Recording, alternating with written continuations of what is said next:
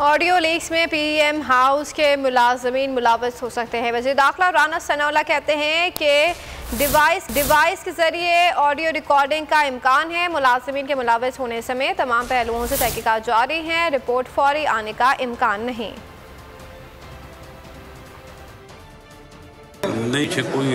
कोई लंबे चौड़े अनासर नहीं है। ये कोई जो है वो डिवाइस वहाँ पे रखे जाने के ज़्यादा इम्कानात हैं और उस बारे में कोई जो है वो मुलाज़िम भी हो सकता है। उसके ऊपर जिन लोगों के ऊपर शुबा है उनकी निगरानी की जा रही है और जल्द जो है वो हम सही जो है वो मुल्ज़िम या सही नतीजे पे पहुँच जाएंगे।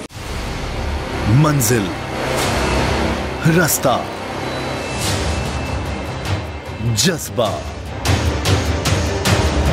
भयानक सच्चाई से हटाए पर्दे और तोड़ डाली झूठ की बेड़ियां।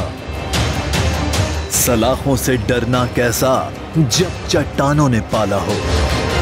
इमरान खान बोल के साथ जुम्मे से इतवार रात 10 बजे सिर्फ बोल न्यूज पर।